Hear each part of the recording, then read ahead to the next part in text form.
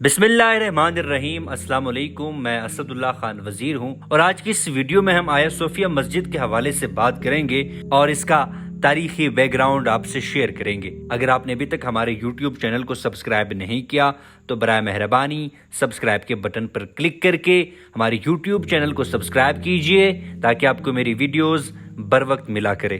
اپنی طویل تاریخ میں 85 برس کے وقفے کے بعد بازنطینی دور کی اہم عمارت اور دنیا کے عظیم تاریخی ورثے میں سے ایک آیا صوفیہ دوبارہ عبادت کی جگہ بن گئی ہے۔ اس حالیہ تبدیلی میں استعمال ہونے والا ہتھیار قانون ہے، جو سن 1934 میں بھی استعمال ہوا تھا جب کمال اتا ترک نے اسے ایک میوزیم میں تبدیل کر دیا تھا۔ اتا ترک جدید ترکی کے بانی تھے۔ آج کی طرح یہ عظیم عمارت اس وقت بھی اور ہمیشہ دنیا کے اس خطے میں ہونے والی تبدیلیوں کا مظہر رہی ہے جہاں گزشتہ 2500 برس سے مشرق اور مغرب کا ملاپ ہوتا رہا ہے۔ دفاعی اعتبار سے اس اہم خطے پر قبضے کے لیے ماضی میں کئی بڑی سلطنتوں کے درمیان جنگیں ہوئی۔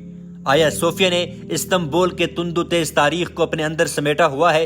کئی جنگوں کے زخم سہنے اور اچھا برا وقت دیکھنے کے باوجود یہ اپنی جگہ موجود ہے۔ یقیناً آپ کے ذہنوں میں یہ سوال پیدا ہوتا ہوگا کہ اگر جدید عمارتیں اکثر کئی دہائیوں سے زیادہ نہیں ٹھہر پاتی تو یہ کیسے ممکن ہوا کہ یہ عمارت 1500 برس سے قائم ہے؟ آئیے اس کا جواب ہم تاریخ کے اوراق میں ڈھونڈتے ہیں۔ رومن مورخ ٹیکیٹس کے مطابق آیا صوفیہ یعنی church of the holy wisdom of Christ بازنطینی شہر ایکروپولس میں اسی مقام پر قائم کیا گیا تھا جہاں اس سے پہلے بھی 2 گرجا گھر بنائے گئے تھے۔ رومن بادشاہ کانسٹنٹین نے 34 صدی میں شہر کا نام بدل کر قسطنطینیہ رکھ دیا اور سلطنت روم کا دارالحکومت اس شہر میں منتقل کر دیا۔ کانسٹنٹائن اس شہر کو ایسا بنانا چاہتے تھے کہ لوگ روم کو بھول جائے۔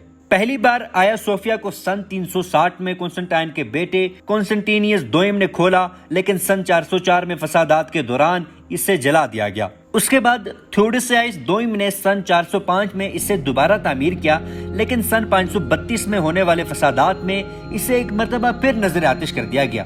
اس جلی ہوئی عمارت کی کچھ باقیات موجودہ مسجد کے باغ میں موجود ہیں۔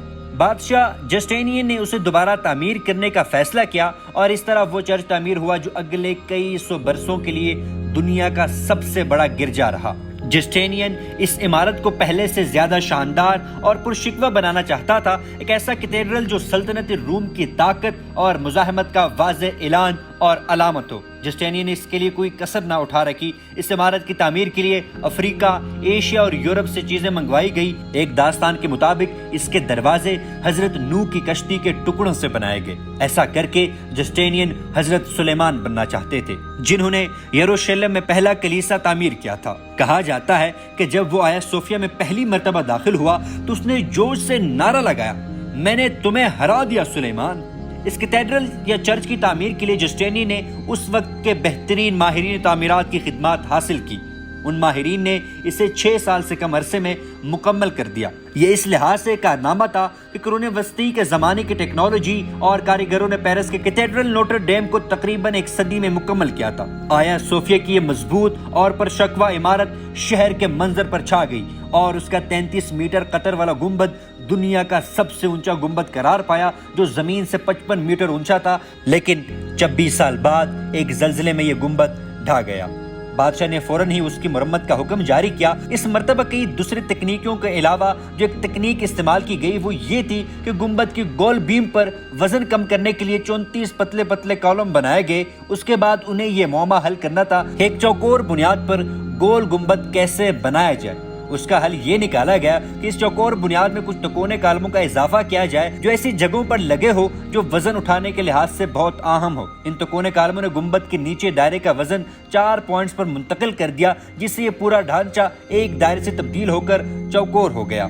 اس کے علاوہ گنبد میں بہت ہلکی اور پتلی اشیاء استعمال کی گئی، جس کی وجہ سے جب اس میں سینکڑوں موم بتیاں جلائی جاتی تھی تو سینٹ صوفیہ کا یہ گنبد رات میں دور سے جگمگاتا ہوا نظر آتا تھا۔ وکٹوریا ہیمنڈ نے اپنی کتاب ویژنز آف ہیون میں لکھا ہے کہ دن چڑھنے کے ساتھ سورج کی روشنی کھڑکیوں سے چھلکتی ہوئی اندر آتی ہے۔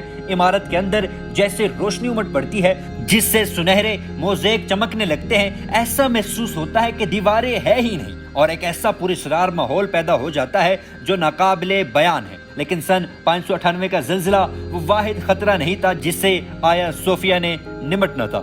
اس کی سلامتی کو دیگر خطرات بھی لاحق تھے۔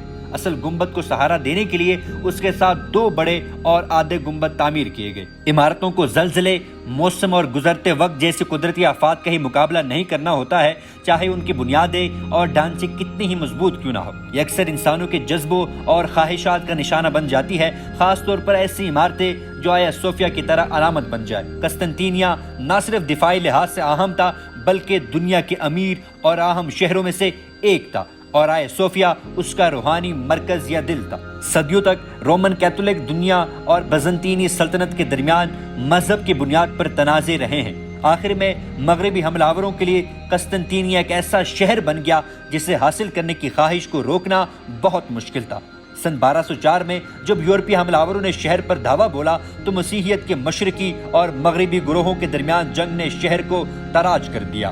انتہائی اہم تاریخی نوادرات اس جنگ کی وجہ سے ضائع ہو گئے، جن میں حضرت عیسیٰ کے روزے کا پتھر، وہ نیزہ جو حضرت عیسیٰ کے جسم میں پیوست ہوا تھا، حضرت عیسیٰ کا کفن جو اصلی صلیب تھی، اس کے کچھ ٹکڑے، سینٹ ٹامس کی مشتبہ انگلی اور کئی دیگر سینٹ کی ہڈیاں شامل تھی۔ آیا صوفیہ ایک کیتھولک چرچ تو بہت کم عرصے کے لیے رہا، لیکن حملہ آوروں کی کارروائیوں کے نتائج بہت دور رس اور گہرے تھے جو مشرق میں مسیحیت کی تباہی کے براہ راست ذمہ دار ہے۔ سن 1452 تک بازنطینی یا مشرقی رومن سلطنت سکڑ کر صرف قسطنطینیہ تک رہ گئی تھی، حالانکہ شہر کا دفاع مضبوط تھا، لیکن ایک ایسا مسیحی جزیرہ تھا جسے مسلم ترکوں کی سلطنت عثمانیہ نے گھیرا ہوا تھا۔ ترک رہنما سلطان محمد نے شہر کے دفاع کو تباہ کرنے کی ٹھان لی اور 22 اپریل سن 1453 کو ترک فوج قسطنطینیہ کا محاصرہ کرنے کے لیے روانہ ہوئی۔ 5000 بازنطینی فوج کو 2 لاکھ عثمانی فوج کا سامنا تھا۔ عورتوں، بچوں، بیماروں اور بوڑھوں نے آیا صوفیہ کے عظیم دروازوں کے پیچھے ہی پناہ لے رکھی تھی۔ محمد فاتح نے 53 روز تک شہر پر مسلسل بمباری کی۔ اس کے پاس دنیا کا سب سے جدید توپ خانہ تھا۔ مئی 29 سن 1453 کو بالآخر قسطنطینیہ کی مضبوط اور بلند دیواریں ٹوٹ گئی۔ مغربی تاریخی روایت میں آتا ہے کہ حملہ آور فوج چرچ میں داخل ہو گئی اور وہاں موجود مسیحیوں کا ریپ اور قتل کیا گیا اور انہیں غلام بنا لیا گیا، جب اس کے برعکس مشرقی تاریخی روایت میں کہا گیا ہے کہ وہاں پناہ لینے والوں کو جان کی امان دی گئی، جبکہ سلطان محمد نے خود بھی شہر کی تباہی پر تاسف کا اظہار کرتے ہوئے کہا کہ کیسا شاندار شہر لوٹ اور غار تگری کی نظر ہو گیا، اور اس طرح سلطنت روم کی آخری شکل یعنی بازنطینی دنیا اپنے اختتام کو پہنچی۔ قسطنطینیہ کے لیے وہ تاریخ میں ایک نئے باب کا آغاز تھا۔ شہر کا نیا نام استنبول ہو گیا، جو ایک مسلم شہر اور سلطان محمد کی سلطنت عثمانیہ کا دارالحکومت بن چکا تھا۔ اس مرتبہ بازنطینی تعمیر کے لیے اس کا اپنا انداز بدلنا ہی اس کے بچاؤ کا طریقہ تھا۔ کیتھیڈرل کی عمارت مسجد بن گئی۔ عمارت میں کسی بنیادی تبدیلی کے بجائے اس کے ہر کونے میں ایک مینار بنا دیا گیا۔